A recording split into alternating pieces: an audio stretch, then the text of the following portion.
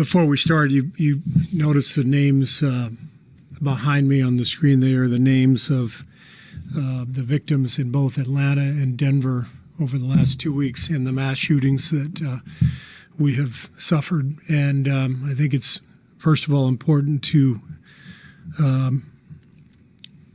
reference their names. These are human beings. These are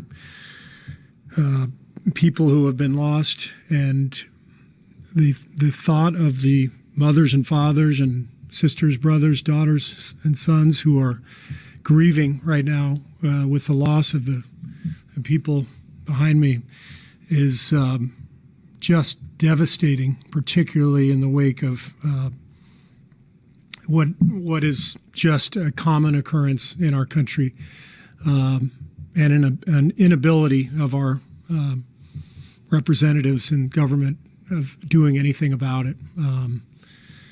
For me personally, I follow this issue closely. We have a congressman from here in Napa, Mike Thompson, who was behind the legislation, the bill H.R. 8, which is the background check that has been passed by the House now 2 years in a row, that basically 85 to 90% of all Americans support, because the bill is based on background checks and just getting people to have to pass a background check before they're able to purchase a gun. The gun in Atlanta was bought that day without a background check. 8 people died as a result. So this bill was passed by the House. It hasn't even been presented in the Senate. It wasn't last year because of the makeup of the Senate. I imagine it will be presented to the Senate, this term. But I am just sort of at a loss for words at this point. We can't just sit here and accept that we're going to allow our fellow citizens to just mow each other down with weapons of war. It's the most disgusting thing that exists within our country. It's ridiculous. It's disgusting. It's devastating. There's so many people out there who are suffering. We have to do something about it. Our Senate has to do something about it. And most importantly, we need to acknowledge the people who are suffering today and try to keep there from being future victims and suffering family members in the future. So with that said, I guess we can move on to tonight's game. I know that's an awkward transition, but we felt it was very important to talk about this today. Hey, Steve, great words, obviously. May they all rest in peace. You've mentioned this before and your desire for it to happen, but today Mayor Breed said that San Francisco is transitioning into the orange tier tomorrow.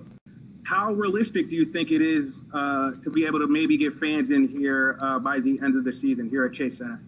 Well, I'm the wrong person to ask, Jason, in terms of expertise. I understand you asking me the question since I'm the coach of the team, and here we are. I am really, really hoping for that to happen. I know our organization is working really hard behind the scenes with the city, and so our fingers are crossed that is something that can happen. But that's the extent of my knowledge. Steve, to go back to the names, why did the organization want to make sure? It's very striking to have that behind you, to have the list of people who were murdered. How much discussion was there within the organization to do something like this? Well, I mean, the reason to do it is to remind people these are human beings. It's important to humanize the victims and not just count them.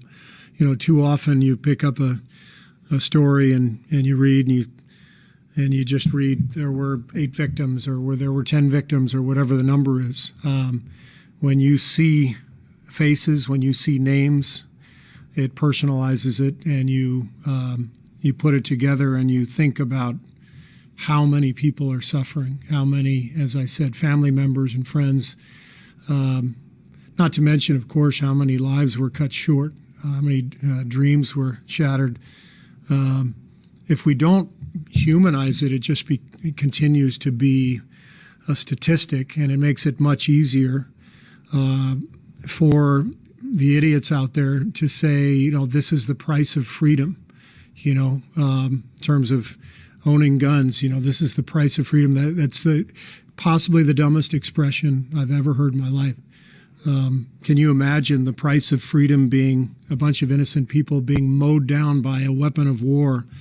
But no, that's the price of freedom. That's why we're Americans. What are we even talking about? We have to protect each other, and the best way to do that is to humanize the victims and get people to understand this could be, Ted Cruz, this could be your family. This could be your friend. This could be somebody very close to you. If it happened, would you not want there to be something in place where there was a background check? It's just mind-boggling to me that we can just continue to cater to the very small minority in this country. Again, 90% of Americans, regardless of political affiliation, support background checks. We go through driver's school and driver's safety, and we have to, apply for a license to drive a car. Nothing like that with a gun. We can just show up to Walmart and buy an AR-15 and murder 10 people, and that's the price of freedom. That's really, we're going to keep saying that. So a lot of us are just angry.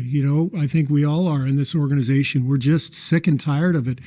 A couple of years ago, we had moments of silence every month for mass shooting victims. And obviously the mass shooting victims are, those are stories. Those are the ones that are prominent, but there's gun violence and homicides and gun deaths, gun accidents in this country every day. And, we have to address it. We can't just turn it into a political issue and romanticize this idea that Americans get to have guns and it's a God-given right. I mean, what does that even mean? Did guns exist when God created the earth? I wasn't aware of that. I mean, it's so we're just, I think everybody's sick and tired of the rhetoric that's out there, particularly amongst the Republican senators who refuse to even vote on H.R. 8. We're not being represented. 90% of us want this in this country. We are not being represented by our leaders. Every time one of these mass murders happen, do you think of the anguish that your family experienced? Of course. That's why this issue is very near and dear to my heart, because my family had to deal with the loss of my dad and my mom's husband, and we've had to deal with the aftermath ever since, and we don't want other people to have to deal with what we've dealt with, and yet people, over 100 people a day in this country die from a gun, whether it's an accident or a homicide, suicide. So we have to address it, and I think everybody is just so fed up. And I felt like we had pretty good momentum, in the last couple of years with the March for Our Lives organization, the younger generation really taking on this mantle, and they've done an amazing job. There's so many great groups out there, whether it's the Gifford Center, the Brady Group, Sandy Hook, the Sandy Hook Promise, and many others doing such great work. And so I think the momentum is going in the right direction, but we have to address this. It's there's an Onion headline that they tweet after every mass shooting, It says, "No way to stop this," says country that has more mass shootings than any country on earth, or says the only country that actually suffers from these mass shootings. And it's true. It's like we're living in this bizarre denial where people just get slaughtered, and we just get stuck in this political battle that 90% of our country doesn't even agree with or believe in. So the insanity's got to stop. Jesus from San Jose State University. I was going to ask, what are the conversations like in the locker room? Do players come up to you and start a conversation, or how does it come up in the locker room? What are the players' reactions? Well, it just depends on the issue and what's happening. And, we occasionally have conversations about political issues or world events. And, sometimes we don't. Sometimes we're just locked into our work. And it just sort of, depends on which way the wind is blowing that day. Hi, Steve. It's Maria Vidal for Top Deportes in Latin America. Hi, Maria. Hope you're okay. What is the key for this team to stay mentally and emotionally motivated and resilient when facing so much adversity, not just as a team, but when looking at the world around us? Well, we have so much to play for. We're right in the thick of the playoff race, and this is what these guys do for a living. They love the game. They're all working hard to advance their careers and take care of their families, and they enjoy it. They enjoy playing the game. So really, the focus is to come in and get better every day. And when you get better and you play well and you win a game, it's exhilarating, and that's the feeling that we are all after. And then, as it relates to the world these days, whether it's COVID or mass shootings, this is our refuge to come to the gym, to come to the arena and play basketball. It's kind of our favorite thing to do. So we're lucky to be able to do this. You've talked about Steph being day to day, so I guess I kind of have to ask on a daily basis, well, how is he trending? So Steph we're going to reevaluate in a week. So he got an MRI this morning, and it showed inflammation in that tailbone, and he had made some progress the first couple of days just resting, and then he did a little bit more work yesterday and was still pretty sore. So our training staff and Steph put their heads together and decided, this is going to be a little bit longer than we thought and hoped. So we'll reevaluate in a week, which means he's going to miss the next 3 games. I think that's, if I have my math and the schedule correct, he'll miss the next 3, and then we'll reevaluate before the 4th game. Hi, Steve. Carlos Ramirez, NBC Bay Area and Telemundo. How are James and Eric? Is there any minute limitation? How are they? No, they're doing fine. Yeah, they're ready to go. James is going to start tonight, and we'll start Jordan in Steph's spot. Kelly, Andrew, and Draymond. Have you guys talked about how you want to go about vaccinations? I'm curious about, especially the side effects. We've seen people that complain about having pain in their arm when they get the shot, and being a basketball player, that's not ideal. So have you had any sort of conversation as how you're going to tackle it as a team? Any of those conversations will be handled by our doctors, since that's their expertise. Is the decision to start James a one-night thing, or is this it? I anticipate James is going to start the rest of the season. That's the thought. You never know how things play out, but there's 29 games left. It feels like a